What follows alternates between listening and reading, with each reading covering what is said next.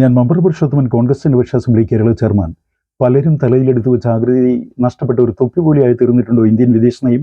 മതേതര ഇന്ത്യയുടെ പിറവിക്ക് ശേഷം ലോകസമാധാനത്തിനും രാഷ്ട്രങ്ങളുടെ സഹവർത്തിത്വത്തിനും വേണ്ടി ഉറച്ച നിലപാടെടുത്തിരുന്ന ഇന്ത്യയുടെ വിദേശ നയത്തിൽ ഈ അടുത്ത കാലത്തായി സംഭവിച്ചുകൊണ്ടിരിക്കുന്ന വ്യതിയാനം നിഷ്പക്ഷമതികൾ വലിയ ആശങ്കകൾ ഉണർത്തിയിട്ടുണ്ട്.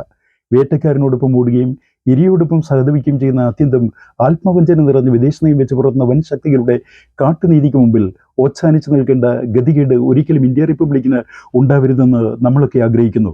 കാരണം ഇന്ത്യ സ്വതന്ത്രമാകുന്നതിന് മുമ്പ് മഹാത്മാഗാന്ധി പറഞ്ഞു, എൻ്റെ രാജ്യത്തിൻ്റെ സ്വാതന്ത്ര്യം ഞാൻ ആഗ്രഹിക്കുന്നത് സ്വതന്ത്രമായ ഇന്ത്യയിൽ നിന്ന് അന്യരാജ്യങ്ങൾക്ക് വല്ലതും പഠിക്കാൻ വേണ്ടിയാണ്.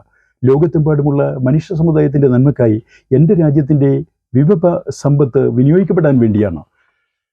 ഏതെങ്കിലും ഒരു രാഷ്ട്രത്തിൻ്റെ പതനത്തിലും വീഴ്ചയിലും ഇറ്റുവീഴുന്ന ചോരയും കണ്ണീരും വളമായി ഉപയോഗിക്കാൻ സ്വതന്ത്ര ഇന്ത്യ ഒരിക്കലും തയ്യാറാവരുതെന്ന് മഹാത്മാഗാന്ധി ചൂണ്ടിക്കാട്ടി.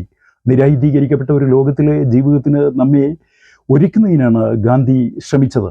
അതുകൊണ്ടാണ് രണ്ടാം ലോക മഹായുദ്ധാനന്തരം നാസിസത്തെ മഹാത്മാഗാന്ധി ശക്തമായി എതിർത്തത്. ഹിരോഷിമയിലും നാഗസാക്കിയിലും അണുബോംബ് വർഷിച്ചതിനെ മഹാത്മാഗാന്ധി അതിനിശ്ചിതമായി വിമർശിക്കുകയും ആഗോളതലത്തിൽ ഒരു നിരായുധീകരണ വ്യവസ്ഥ കൊണ്ടുവരുന്നതിന് രാഷ്ട്രങ്ങൾ സഹകരിക്കണമെന്ന് ആവശ്യപ്പെടുകയും ചെയ്തു.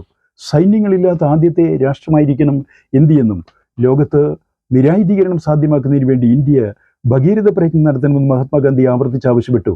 ഇന്ത്യക്ക് നേരെ ചൈന നടത്തിയ അപ്രതീക്ഷിത കടന്നാക്രമണം ജവഹർലാൽ നെഹ്റു വിഭാവനം ചെയ്ത് മുന്നോട്ട് വെച്ചതും ഇന്ത്യയും ചൈനയും സംയുക്തമായി അംഗീകരിച്ച് ഉഭയസമ്മതപ്രകാരം ഒപ്പുവെക്കുകയും ചെയ്ത പഞ്ചശീല തത്വങ്ങളെയാണ് പിച്ച് ചീന്തിയത്. ആഗോള നിരായുധീകരണത്തിനും രാജ്യാന്തര നിർഭയത്വത്തിനും വേണ്ടി നിലകൊള്ളാൻ സ്വയം സജ്ജമായിരുന്ന ഇന്ത്യയെ യുദ്ധത്തിലേക്ക് വലിച്ചിഴച്ചതിന് പിന്നിൽ കോമിൻഡം ശക്തികളുടെ പ്രേരണയുണ്ടായിരുന്നുവെന്ന് പരിശോധിക്കാൻ ഒരു ചരിത്രകാരനും ഇന്നേവരെ മുന്നോട്ട് വന്നിട്ടില്ല. ഇന്ത്യക്ക് നേരെ ചൈന നടത്തിയ കടന്നാക്രമണത്തെ സോവിയറ്റ് യൂണിയൻ അടക്കമുള്ള കമ്മ്യൂണിസ്റ്റ് രാഷ്ട്രങ്ങൾ നിശബ്ദമായി നോക്കിയിരുന്നപ്പോൾ കിഴക്കൻ ജർമ്മനിയുടെ സമാരധ്യനായ കമ്മ്യൂണിസ്റ്റ് നേതാവ് വാൾട്ടർ ഉദ്ബ്രിഡ്ജ സധൈര്യം പറഞ്ഞു, ചൈന നടത്തിയ യുദ്ധം കടുത്ത വഞ്ചനയും ചതിയുമാണ്, ഇത് അംഗീകരിക്കാൻ കഴിയില്ല. വാൾട്ടർ ഉഡ്ബ്രിഡ്ജിന്റെ ഈ പ്രസ്താവനയാണ് ഇന്ത്യയോടുള്ള നീരസം മാറ്റി ഇൻഡോ സോവിയറ്റ് സഖ്യത്തിലേക്ക് സോവിയറ്റ് യൂണിയനെ നയിച്ചത്. മാക്സ് മുള്ളർ ഒരിക്കൽ പറഞ്ഞു, ഇന്ത്യയുടെ ഭൂതകാലം ബൃഹത്താണ്, ഭാവിയും ബൃഹത്താണ്. ഇന്ത്യയെ കൂട്ടിച്ചേർക്കുന്ന മഹത്തായ കണ്ണിയാണ് മഹാത്മാഗാന്ധി.